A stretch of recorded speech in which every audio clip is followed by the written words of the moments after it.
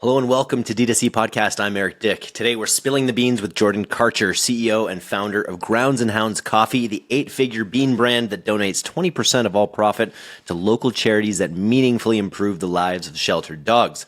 This podcast is a masterclass on standout product branding that creates instant affinity with your target audience. Now, the Venn diagram between dog owners and coffee drinkers has a big dollar sign in the middle of it, and that's where Grounds and Hounds lives. We talk about how Jordan's used Meta to help shift his brand's top-of-funnel focus from getting users to explore the site to getting them to make a purchase on their first visit, as well as how Grounds and Hounds perfectly uses strategized products to grow horizontally.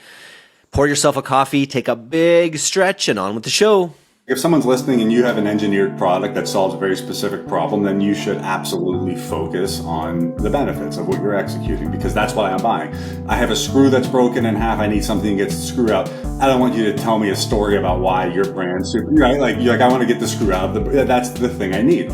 But in, let's say, beverages or coffee, anything that's ambiguous when you take away packaging. Now you're competing in a different space because we're trying to get you in because you align with the mission, you love the product. What I love most about our customers and what I hear a lot of is like, oh, this is my favorite brand, I love them. That's beyond you being a coffee. The brands who transcend just the product or a good price one time, they're the ones that will keep you around for the entirety of your life and continue adding value to their business.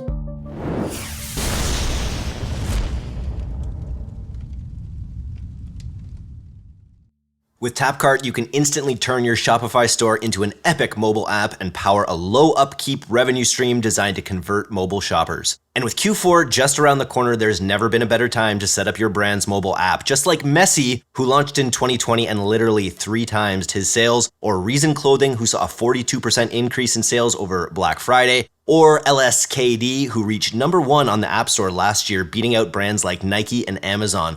Mobile apps give your brand a new owned distribution channel with better conversion rates, higher AOV, and arm you with push notifications that just blow other channels out of the water when it comes to eliciting a purchase. Be like Messi and check out tapcart.com. That's TAPCART.com and get your mobile app started today. How's your summer going, Jordan?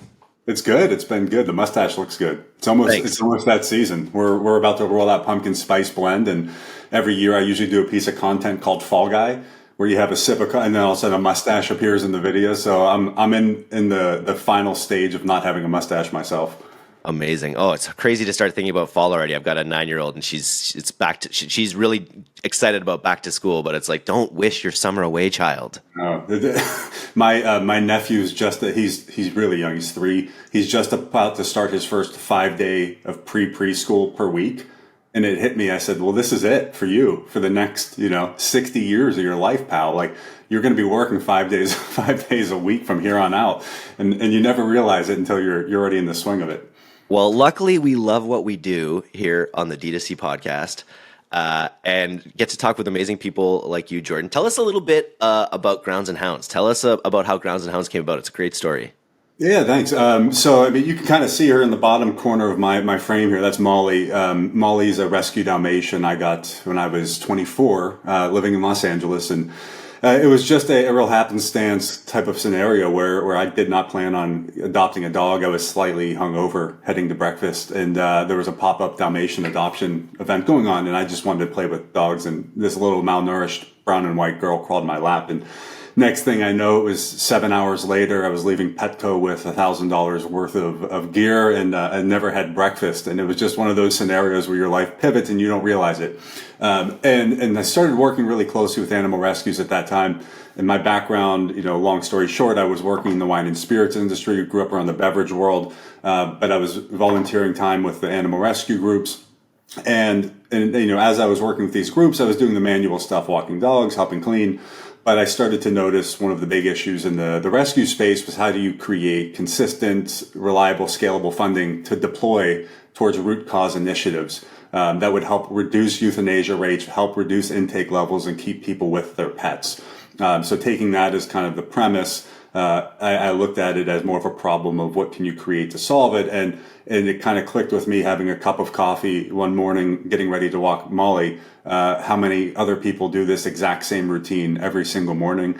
And if we could capture, even a meaningful but small size of the percentage in the U.S. only, we'd have a really substantial market of coffee drinkers who love animals, who would then generate small but consistent and scalable donations back to Rescue.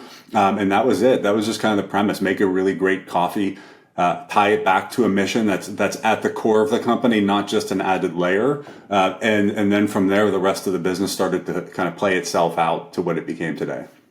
What a perfect! It's. I know you didn't do it on purpose, but that Venn diagram of dog owners, coffee drinkers. They're also. You mentioned earlier spending $1,000 without blinking on your dog because you love them so much, and then you get the fourth thing, which is it's a drug, which is that's wonderfully addictive. And it's the thing you look forward to most, I think, is as an adult. You wake up in the morning. I don't have kids, so I don't have that one layer to add in, but. For me personally, the two things I love, I wake up in the morning and I've got, wagging tails and a great cup of coffee, and the day kicks off on a high note. And so it's that really, uplifting aspect of the morning. Plus, obviously that cup of coffee, nothing beats it. I grew up How do you take it? Black. I'm black. I have a few cups in the morning, transparent. I start with an Americano, and then I move over to a pour over. Depending on the season, I'll do either a dark roast if it's colder and I need something more robust, or a nice light Ethiopian Yirgacheffe this time of year where it's hot in Southern California. So it's it's like wine for me. It's really mood dependent, but. Couple cups in the morning, and you love every bit of it. And it takes you back to, I grew up in Pittsburgh, cold mornings, and there was always that hot pot of coffee out in the morning. So you'd have, I was 12, I think, when I started drinking black coffee, and I haven't stopped since then. So definitely good LTV if you, you get the coffee drinkers early. Take me back to those early days. You have this proof of concept. You have your love of coffee, have your love of dogs. Great market. What was the first product you went to market with? Yeah, so it's funny because obviously this being a direct-to-consumer centric podcast, I didn't start with that as my mindset, as this was going to be an e-commerce company. So it's 2013 when I filed the LLC for Grounds and Hounds. And the first thing I did, I was like, I need to have a website. And this is, summer of 2013. I think I call web.com, get the URL. And they're going to build one. And I was like, okay, we'll see what this turns out like. I was heading to grad school. And so that kind of actually structured what became the company. So I'm heading to Notre Dame for grad school for my MBA program. And I start the first fall there.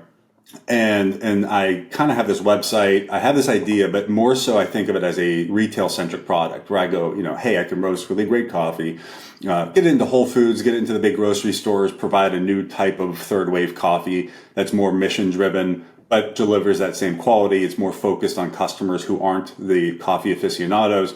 But because I'm in school, I'm in class, I don't have the same flexibility as someone roasting coffee in their garage and then hand packing it and hand delivering it. I somewhat create a decentralized 3PL model from the start. So I had my partner roaster who was really, really a great partner, but they also were very scalable and responsive.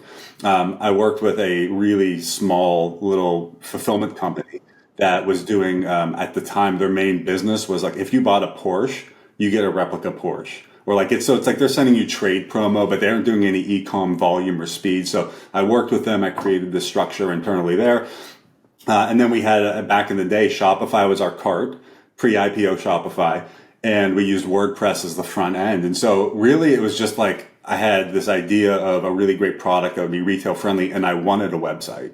But it flipped within the first 6 months. I go, oh shit, we're much more of an e-commerce company that can scale through social media, that can scale through partners.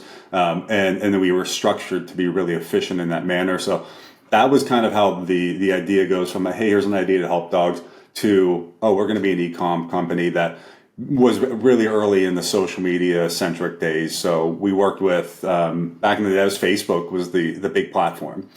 So we were doing big Facebook programming with rescue organizations. So we started off from a lateral marketing perspective of having rescue groups in each key city, and a percent of sales from those cities would go back to our partners. So they started communicating for us organically on Facebook. And then within a year, Instagram had really picked up, and obviously dog pictures were, probably number 2 or 3 in what was getting posted. So we started really leaning in to the organic UGC piece and partnership piece on Instagram. And all of that kept feeding into the e-com space. So very quickly, I realized that we were no longer, a CPG specific company that's omni-channel only, but more so we're direct to consumer lifestyle coffee company that has a retail brick and mortar presence, but it was much more about scaling that part of the business. So we're like 9 years later. What can you say about the scale that you're at as a company now in terms of how do you conceptualize that? Yeah, well, it's weird because it's like any. I was an athlete, and so in athletics, What sport? I played baseball. Baseball. What Yeah, so position?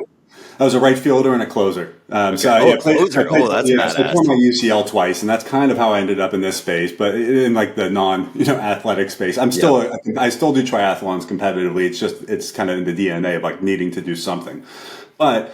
In sports, it's incremental improvement, season over season, off season over off season, and you look back and you go, "Oh wow, I didn't realize I had gotten so much better." And in that time, you don't really have that same scale. So it's like when you're in this e-com space, things that were really big problems at that time now are really small problems, and things now that are really big problems will probably feel like small problems in the future. But we went from nothing to in a bootstrap company to an 8-figure e-com company in that period of time with a really small team, and not losing focus on the mission. And so I think, I look at, let's say 5 years ago, we might be doing what we did 5 years ago in a month and a day. And, and then sometimes I look and go, oh, Black Friday was my first year of business was what we do on a Black Friday now. And so those types of comparisons are the only time I can go, wow, we've really grown a lot. But when you're in it, and this is more of like if you're cycling, climbing up a hill, it still hurts every day. The difference is you go faster. And I think that's how I view what the growth is in this space is I never go, oh, this is easy, piece of cake, no problem. It's just, you go faster, but the hill still hurts. And I think that's the part that it's never really overtly apparent of what you're doing or how you feel or how much you've grown because you're still challenged. It's just a bigger, harder challenge than it was before. I feel like you've done just such a good service to your brand just by having so much organic momentum and having at its base there's not as many brands have as dialed a connection to their community, and having that be a virtuous cycle must make a lot of the other parts of the business easier. It does for sure. I mean, it puts a lot of emphasis on your relationship with your customers. So you can have transactional brands that are scalable because you go, hey, I can get 1 or 2 conversions, and my business is based off of those first conversions being profitable. Whereas we still do 65% repeat business, but we have customers that have been with us for 9 years, 10 years. We have rescue relationships that we've had since day one, and that is the most valuable growth engine for us to this day because those are customers who are buying new releases. Those are customers doing the most word of mouth referral value for us. But yeah, it's been really great that we've been able to put so much focus on the product and the brand and not just how do I get that next transaction. It's a lot more about how do I get the next person who becomes a coffee club member or the person who's going to buy from us for the next 5 or 6 years. And so with that, you have to put as much focus on the experience and the product as you do on anything else. And I think that's an area for us that's been front and center. And personally, just as a bit of a beverage nerd, I love that weirdly. If I had any choice to be in any industry, it's beverages. Any beverage I'm interested in. And because of that, I care so much about the product. I want every single customer to have the best cup of coffee. And I want that to deliver back to a mission they care about. And I think that's the secret sauce for us that's always worked is that you go, oh, I like it because it helps dogs. Holy shit, this is the best cup of coffee I've had. And if I can deliver that and over exceed what your expectation is, that's when you go, oh, you got to try, Homeward Blend. It's the best breakfast blend I had. And it helps dogs. These guys are giving all this money back to rescue. And I think that's the piece we've kind of built into the DNA of the company. And then the third piece, you mentioned it briefly, is that incredible eye for brand, that the brand looks great. And then specifically, we talked about this earlier, but it's like your ability to you just eat Homeward. I hadn't seen Homeward Blend, but part of me just cried a little bit from the time, from watching that movie over and over as a kid. Yeah. And it's like, and I think a lot of your products do that. They connect. They just connect with a meme, essentially, with a meme or a metaphor or something that people who drink coffee and have dogs just get. Talk a little bit about how early did you nail something like that when it came to naming one of your products? I mean, honestly, I don't know. My weirdly hero, like in college, who I wanted to be was David Ogilvy. And so like, I love copywriting. I find that copywriting aspect really interesting.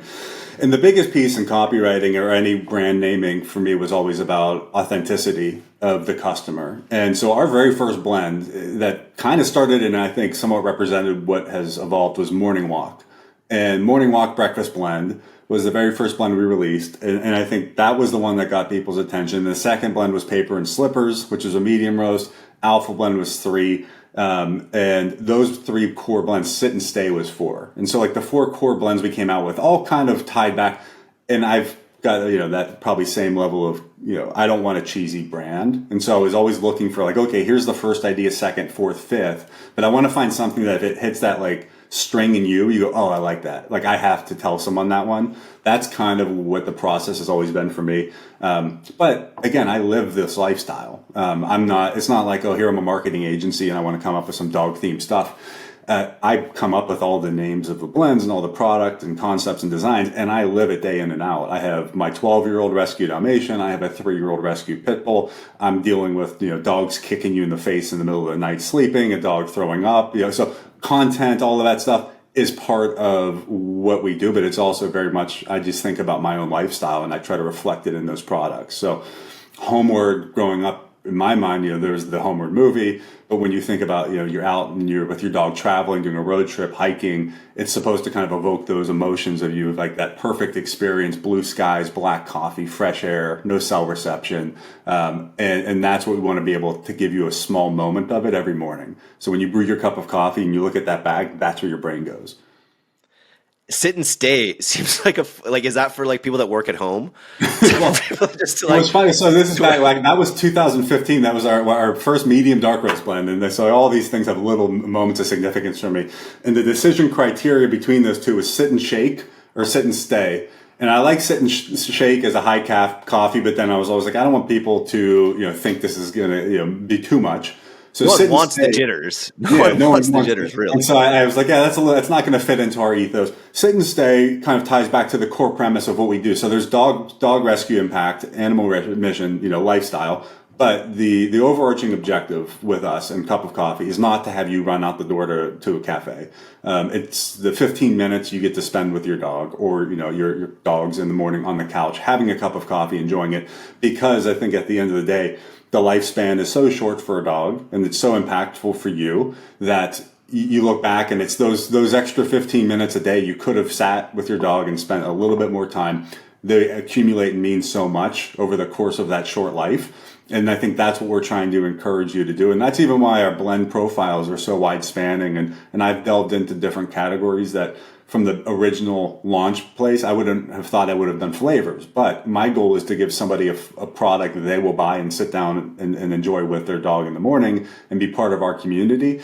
And so Sit and Stay is really what that whole ethos was I want you to slow down with that cup of coffee, enjoy it, spend time with your dog before you run out the door. Because those moments are kind of what bond you guys together, and then for us, that's what bonds you with our coffee. That's the ritual that you are enjoying the coffee with your dog, not just hey, I got to jam some caffeine down and run out the door. Ours is much more about the experience and the whole aspect of what we do. Love it. My dog is 14 and a half, so those kinds of thoughts are on my mind a lot. I wanted to just bring up, we're talking branding and just your new product that you launched, the Extra Calf, the dog sleeps in my bed. And Declan, maybe just cut in a picture of the logo on this one, because to me this is like it's a real pinnacle of like there's a lot of meaning going there. Like you need extra calf because you've got 2 dogs sleeping in your bed. Your sleep is suffering. You don't care because you love them so much. It's just there's a lot going on there, and it really drives it home. Yeah, and I mean, I'm really excited about that blend, and it's off to a fantastic start. So it definitely did hit that shared common experience in our world. But that one, that's very personal. I have 2 dogs that sleep in my bed, very much in that position. Molly, my Dalmatians, and a ball, really easy to sleep with. Jazz will actually like put her mouth in my mouth when I'm sleeping at 3 a.m. like every night. So I know I have not had a good night's sleep in 3 years, and I get it. But at no point was I ever like, oh, I shouldn't have her sleep in the bed. That's never really crossed my decision criteria. And so I think that's the common value we have as dog parents that really love our dogs is that, yeah, I know there's a solution to it, but that solution leads to their discomfort. And my goal is to make sure they're as comfortable as possible. So what I'll do is I'll have extra craft coffee because I need a little extra boost in the morning. And so it kind of all tied together. And in all of our products, what I look for is like, is there a story? Is there something I can, even though it just is like, here's a blend. Is there a story you can tell yourself about this, or a way it feels more anecdotal versus just here's a product with a name and a pretty picture, but like it's like, oh, that kind of all connects. That feels like a product that solves a problem that I have that I also want to share with people, because that's really how we drive a lot of our growth, particularly product-driven growth, is based on like you get that bag and you go on social media, you take a picture of it, you talk about it, you go, oh, this bag, you send it to your friend, you should get this is for you. That's kind of at the core of how those work. And transparent, that's not how I thought 10 years ago. That's the evolution of it. And I think part of what helped myself personally is that I've been very involved in a lot of areas of the company, particularly in the product development and marketing piece, as well as paid media and social media. And a lot of that filters in then to when I'm creating a product, I think about all of those avenues before the product's created. It's not how do I then put this into a paid media ad? What's the content? I have the story that I'm telling myself, as well as I know this is going to fit a certain demographic when I do paid on Facebook, Instagram. I know this is the influencers that we can work with to launch this product. I know where we can put this in the press's hands. So understanding all of those different channels absolutely plays a huge part in what that end product ends up being. And I think that helps it with a much more reliable and fast-moving launch strategy for us. And it's all the more important in an era, especially on platforms like Meta, where your targeting is less than it used to be. Your ability to pinpoint the people that you want. So having a product that has a built-in story, a built-in hook, a visual hook, a niche hook for dogs specifically, like it probably helps. That's what I'm wondering with Meta. Do you target dog owners, or do you just go broad and let the creative do the work? A little of both, right? And I think that might be part of how we think about different products. So like if there's Homeward, it has a wide appeal, but if I'm going to launch it, my initial thought is National Geographic, Subaru, coffee. And then when I think of different, if I might be just like a rescue-centric, mission-centric, I'm doing dogs and coffee, rescue and coffee. So it really varies, but I typically don't go full broad because there's a lot, particularly in now the new instance, it's much more about that first click conversion than it used to be. You used to work the funnel. Like I used to love funnel building, where we go, okay, top of funnel, I'm going to get you in because you're interested in the mission. And then I'm going to retarget click-throughs in 14 days because, you interacted, you didn't purchase, but we know you landed on these pages. So you're going to see, coffee club promo. And then we're going to hit you with a sale 2 weeks later if you didn't convert at that point. Now it's all about, can I get something done today? And I think that was the big change, where you used to be able to say, we're just going to keep that funnel full. We'll keep it tracking. And that was the pixel, the pixels were cruising.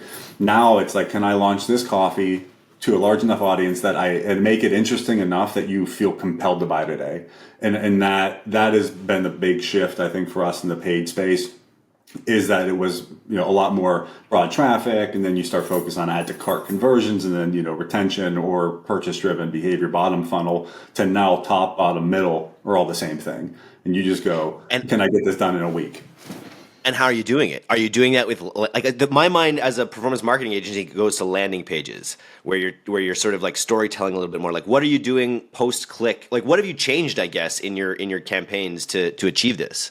So we've focused a lot more product centric, and I think that's a big move initially, is driving products that I know and I'm confident in converting, and then when they start showing traction, we go really hard on them. So like before, like it was just about getting you to the site, right? And then we want to see where you end up, where you find interesting.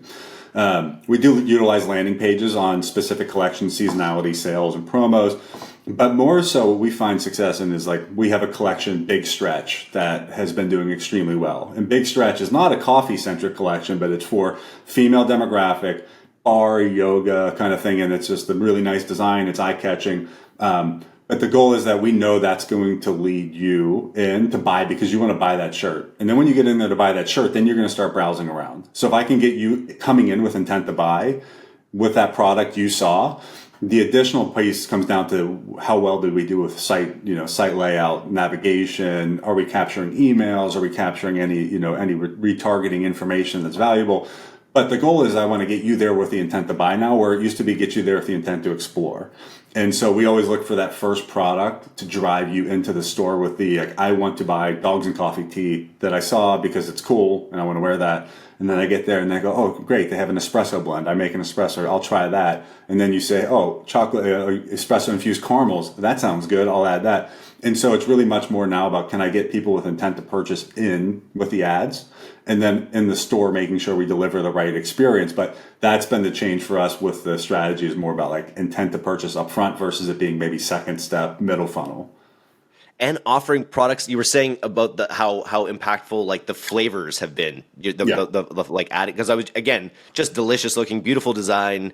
And I imagine that's, especially when you're driving a lot of people in from ads, not everyone will be, as on board. Not everyone's on board with the cause, but maybe not as motivated by the cause. Maybe they are more motivated by caramel or by coconut or by this great design. So it's probably just having those other looks on your site as well to draw people in. Yeah, and I think like when you look at the flavors, we do a distinctly different design on the flavors, and that's based on, if you're not on the site, you won't see it as much, but we do these really beautiful studio shots and photography layouts, and that's an area I love just personally. It's just a fun passion of mine, is the actual creative piece.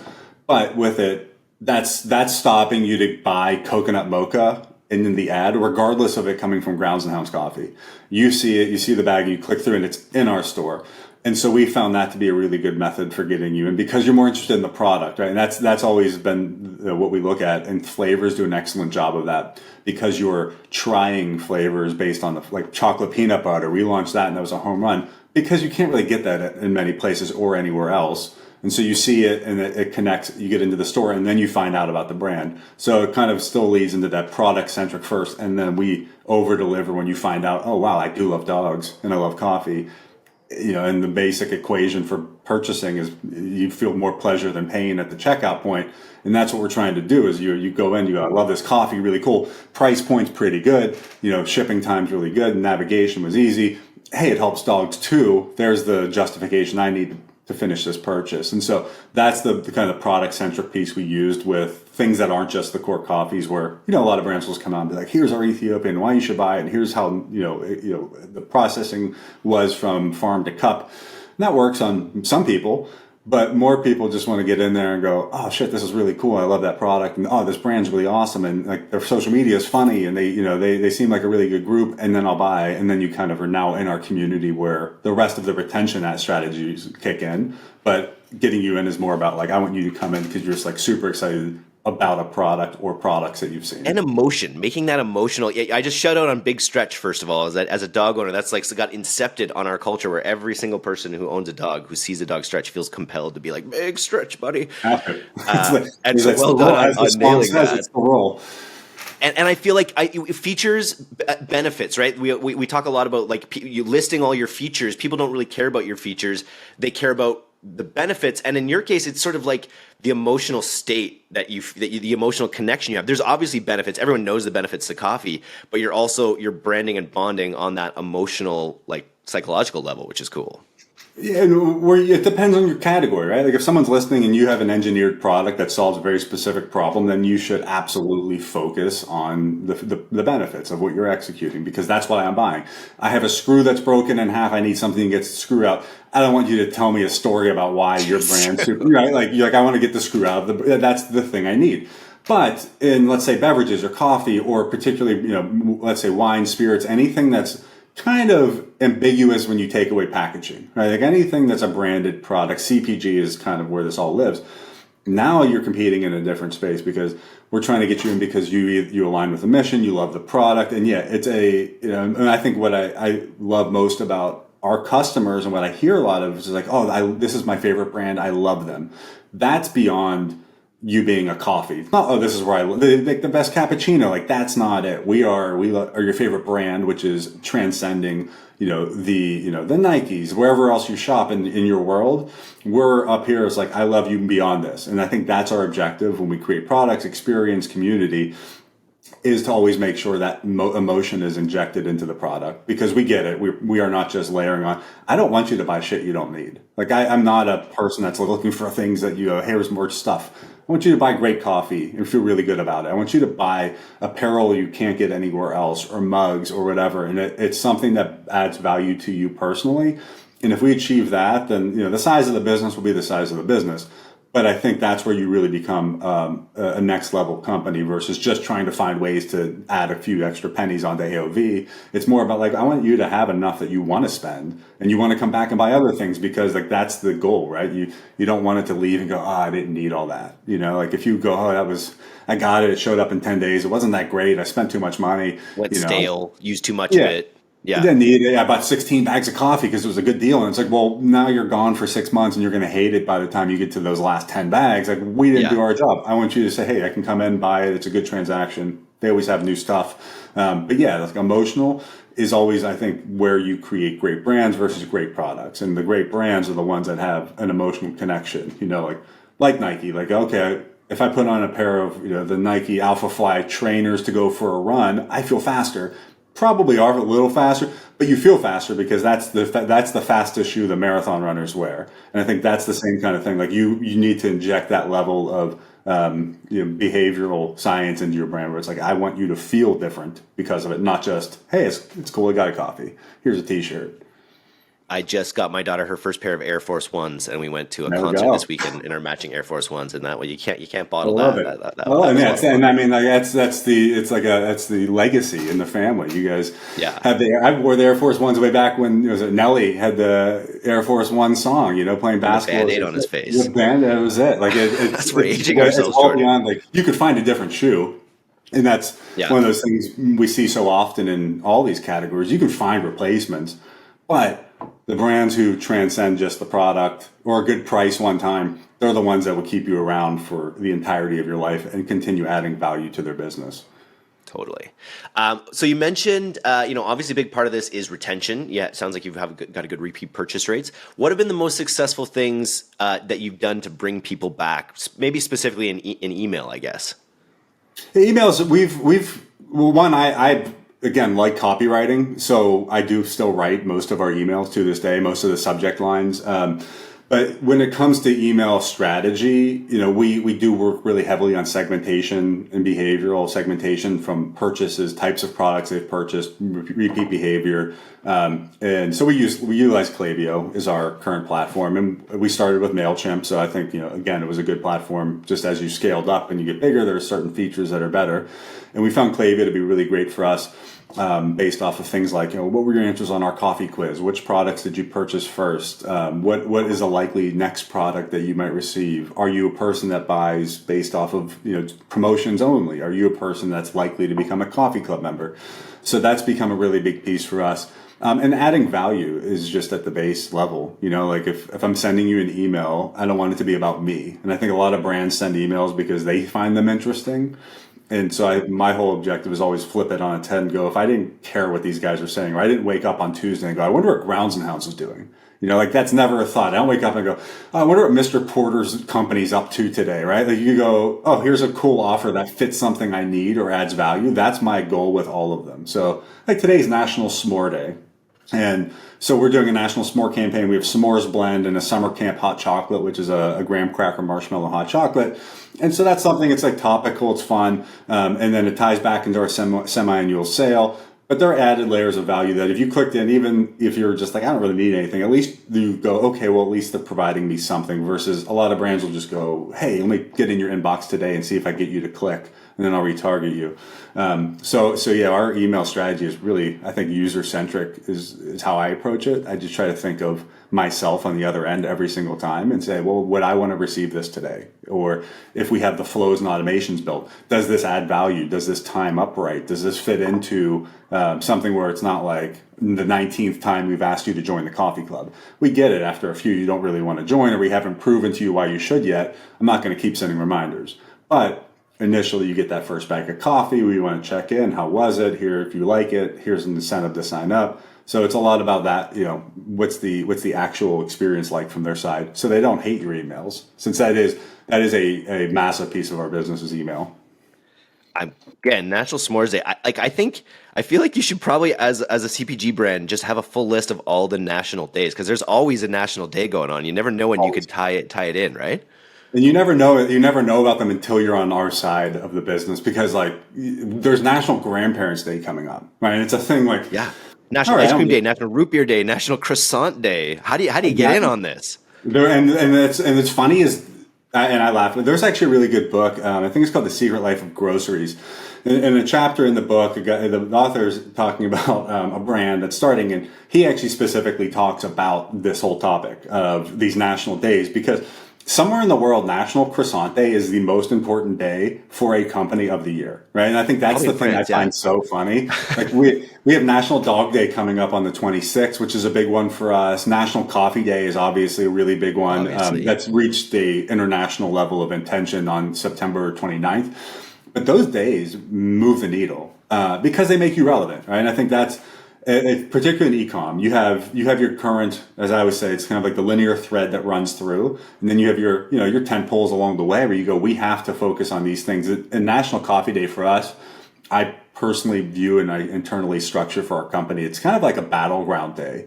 It's your benchmarking day. It's your litmus test day. What's Q4 going to look like? How have we done this year? How are we stacking up against other coffee companies? What's social media look like? So yeah, I look at some of these days as like they're competitive days where you can win, and other days are low hanging fruit because you go, hey, I don't really want to talk about the semi-annual sale, but S'mores Day is interesting, right? Like, and you go, I didn't know it was S'mores Day. I didn't know you had a s'mores blend. That sounds interesting. So there are so many of these things that you can kind of integrate into your And it marketing creates calendar. another vector for you to make sticky connections, with Yeah, people and more memorabilia and things like that.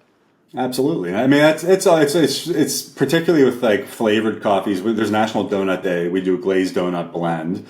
And it's a partner blend with Doug the Pug, which is a influencer, and 15% of the profits benefit training therapeutic dogs for pediatric cancer patients. And so it's a really great program, and it's a successful blend. But there's an ebb and flow throughout the year based off of how much we can promote it, how much they're promoting it, how much press and earned media we're getting. But then on National Donut Day, when we also offer a free donut toy for your dog in the order, spikes, right? And I think it's like those are the things you can say, well, we can add in seasonality to specific products and make sure like we kind of know how that impacts the entire year for a distinct product collection, part of the company. So yeah, they're really great methods for adding in value. And obviously searches bump up, so you start getting SEO value out of having certain products listed on the site. So it's great. I just found out because of this that National Podcast Day is September 30th, so it's There you coming up. go. I have to, Yeah, have to yeah. do something Hey, for that. Yeah, it push. is. Yeah. Yeah, I mean, and that's where you would reach out to all of us who've been on your show. Hey guys, because no one else will do this, right? And you go, hey yeah. guys, it's National Podcast Day. We'd love to have everyone that's been on the show push out your podcast one day. Right? Let everyone know it's National Podcast. You're on D2C, right? And I think that's the stuff where like if you think about easy methods, you go. And it's the shotgun approach to customer acquisition versus that strategic slow growth. Those are the days where you get like everyone, like for us, we go every rescue group we work with, every influencer that loves dogs and coffee, we're all going to talk about it today. And that's where all of a sudden you get that, and then you're getting, additional referrals because people are hearing about you and go, oh, that was pretty good. I'll share it. Those are the days where you can really move the needle and make that, demand push outward. I wanted to ask you about Amazon. Is that because it's like do you have different packaging on Amazon, or is that a copycat? No, we have different products. We have some different products on Amazon. Interesting. So yeah, I mean Amazon's tricky, right? And it's really an economic decision for certain app products. So like a 12-ounce bag of coffee sold by itself on Amazon to compete with your own retail pricing that you would list on your site is not viable because of FBA fees. So it doesn't really make a lot of financial sense to then sell that product. But Amazon is kind of like Google, where if I go on television, or if I go on to like Today's Show to talk about Grounds and Hounds, 30-40%, if not more, of the people will start their search of Grounds and Hounds on Amazon. And so my goal is to make sure you have products available on Amazon, but we're not going to list a full competitive store on Amazon. So you have 3 blend starter kits. We have 2-pound bags, which we don't offer on our site. And that's the bag you're probably seeing that's a different packaging. So we do bulk bags. We have frac packs. So I want to make sure we capture that. And Amazon's transparently always an evolving strategy for us. Sometimes you go, hey, we should go heavier on it. We need to improve marketing, advertising. Other days I'm like, we shouldn't do anything else, just see what happens organically on the site. So it's always a bit of in flux. But yeah, I use it as more of that, like, I want you to be able to purchase products. I want you to experience the brand if that's where you shop and that's where you want to buy the product. But I'm not going to necessarily invest as heavily in Amazon as I do in our own wholly owned site. Great. How are you thinking? Are you starting to think about Q4 already? And How do you think about it? So I'm in Q1 and Q2 right now. We did Q4 April to June was kind of our big. It's when I start really mapping out. Q4 is very important for us seasonally. We are a heavily gifted product and very popular in the holiday season, so it does require a lot of advanced planning, budgeting. So you're Q1, Q2, 2024. Yeah. So okay, got it. Yeah. So we're doing Puppy Bowl blend. We do a Puppy Bowl collaboration Q1. We're working on our 10-year anniversary, so that's April of Q1, Q2 next year. So yeah, like right now we are ideally, if we did everything right, my goal is to be tactically executing from here through the end of the year. But my longer term goal is always to be 6 to 8 months out and laying the road work and map. And it really comes back. I heard Bezos say it once where someone congratulated him. He's like, "Oh, really great quarter you guys had." And he's like, "Oh yeah, like we baked that 3 years ago." Yeah, and I think that's kind of always what I'm trying to aspire to. We're not big enough to do that yet and don't have a big enough team. But the goal is always like, okay, like I don't like that feeling when you go, what am I doing on April 22nd next year? And it's April 19th. Like I want to know that I've got everything done and is mapped out, and the little things that come in and fill the gaps organically are great, but you don't want to be like, oh shit, we got to come up with an idea for next week. Like the goal should be you're thinking about April, May now.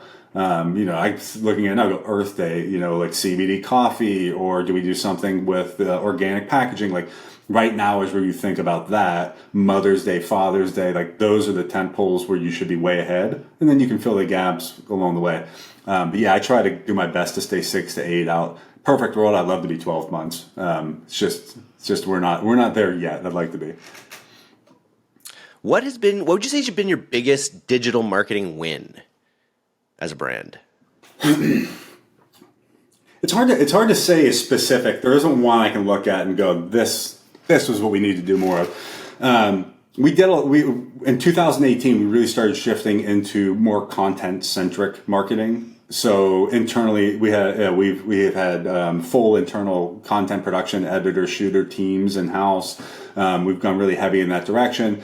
And honestly, just starting to create that structure where you are almost a publisher and production house as well has allowed us to do a lot of interesting, fun things that feed into the marketing. And so I think that's kind of I wouldn't call it a specific instance, but it's been more of a structure we've implemented where, we have script writing teams. We have mapping out, shooting and editing, not necessarily podcasts, but interview series. We're, doing shelter impact stories. We're doing features on senior rescue pets. Like that kind of stuff is built out, and creating almost more of a media arm within the business, I think has been a really interesting piece that I never thought of doing when I started this. I was never like, oh yeah, we'll be, creating a lot of, interesting content or having production meetings on storylines. It's like, never thought that would happen, but that's become a really important part because as a storytelling brand, we're always looking for that method of like, one, that's part of retention strategy. Can I tell, after you buy, can I come back and see that you guys are doing really cool, fun stuff?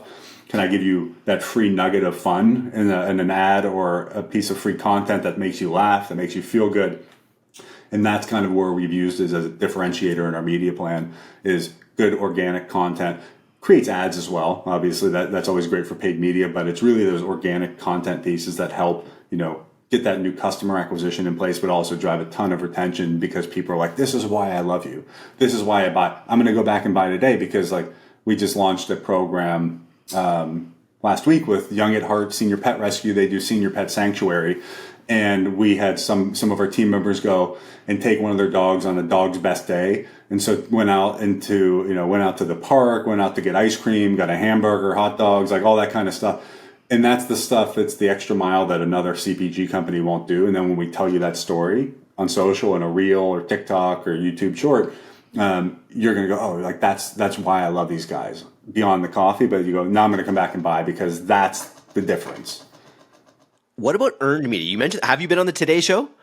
I think so. I've done a lot of those. Like it's weird. It's gone years. It's kind of like years of something. I've been like Kelly Clarkson. Yeah. Good Morning America. I think Today Show. We've done a lot of those, and yeah, they're really fun. Like I enjoy the interview. I did Hallmark Channel a few times. But earned media is really ingrained into how our business and the business model works. It's that perpetual flywheel of, as we can make more impact and as our storytelling gets better, if we do what we're supposed to do right, then the earned media piece creates the flywheel of, then they tell more people, and that usually leads to more people finding you. And that's a grocery store that goes, oh, I saw this, I love you guys. So earned media is kind of a very key pillar into our business. I could talk to you all day here, but I do want to know, if we were to give you $100,000, how would you put that into your marketing to grow, or would you just give it right to the dogs? What would you do with $100,000? That's like, you can almost look at it like that. It seems giving it to the dogs, right? But like if you look at it and you go, if I could give $100,000 to make one of the most impactful animal rescue initiatives happen, and then tell a really great story about it, what's your earned media behind that? So like that could be a big piece. But it's tough. I probably wouldn't use 100,000 of it right off the bat, right? Like you'd want 25K for a donation. I'd probably shoot a $10,000 piece of content around it, really, really good behind it. Create a program that then supports that same initiative after it's launched. And then find some influencers to tap in. Fortunately for us, we don't really have to pay influencers, which has been a huge perk. We get people who really love working with us, so we're not spending crazy money to work with influencers. We just like to work with influential people who love dogs and coffee. And I think hard to say. I have so many different ideas, right? Like I'd like to do an activation probably in the right market. It would be something like a pop-up park cafe would be really fun to do in a key city at the right time of year. So it'd probably be a little bit of that hybrid approach versus just dumping it in. Like I could throw it into Facebook and generate 400, and that'd be nice. But like, is that the absolute best use? Would be more determining on what the idea is. I think I think you need, this is a totally separate idea, but I think you need something to do with a blend, like a blended coffee that's a doodle. I just feel like doodles have like come onto the culture like a hurricane. I have a Wheaton doodle. We have an artist series collection, and one of the most popular mugs, and it's a doodle mug, and so it's like the doodle artist series, kind of in a Matisse style. But yeah, it's funny, and this is the piece you always forget about when you think of dog people. But dog people are dog people at a broad level, but then there are German Shepherd people, pit bull, rescue, doodles, poodles, Dalmatian dudes. The whole thing. It's so diverse within that, Jeep drivers. Yeah, exactly. And I think that's the part we always try to keep in mind, and I always try to keep in mind, is that you can't lump them all together. And I think as a marketer, your goal is to make really big but specific segments. And with the dog people, it's so big. It's 60% of the country. And coffee drinkers, same thing. There's 60% of the country. And you go, well, you can't target that. If I sell everybody a toothbrush, then if I sell 1% of China a toothbrush, I've made, $100 million. Like, it doesn't work. You need to sell to that person's behavior or interest. And that's a big piece of it. So like you having a doodle top of mind, if you had, a husky, you'd be saying, well, you need to do a husky. And I think that's the part where we're always balancing this tightrope walk of, I don't want to have such a wide array of SKUs, because you could significantly I could go to every single dog, and I could We made a lot of dogs in this world. Yeah. There are a ton of, and I think that's the piece. Like, and trust me, I've had times where our SKU count started to expand a bit, because I go, oh yeah, we need Beagles, Dachshunds, and like we make the mugs, and you go, I got 35 new mugs now, and those are all carrying, how many hundreds of units. So there's an element to it where you want to say, how do I get, and this is that emotional piece, right? Where I could say, because my doodle sleeps in bed, and it would work for you really well in doodle people. Yeah. But if I could say my dog sleeps in bed, and that connects more at that similar overlap versus this is my dog, that's that big but addressable niche. And I think that's the part where, like we look at it. I always am just saying, like, okay, well, what is the type of dog to put on this mug? What is the type of dog to include in this bag? Because that connects at a personal level. beyond what people realize. You might think like, yeah, I love dogs, but what you love is your dog. And I know that. And like, it's like, yeah, I love dogs, but I really love my Dalmatian, and I think that's the piece where we always keep that in the back of our minds is how do you make sure they love what you do, but it doesn't, necessarily become so specific that you're creating 900 different products. Totally. Nice. Well, if you love coffee and dogs, you've got to go to groundsandhoundscoffee.com. Jordan, I have to have you back on because I feel like there's a million other things we could chat about. Really, really good connecting, and good luck on your journey, man. I see big things continuing for Grounds and Hounds. I appreciate it. Thank you for having me. Cheers.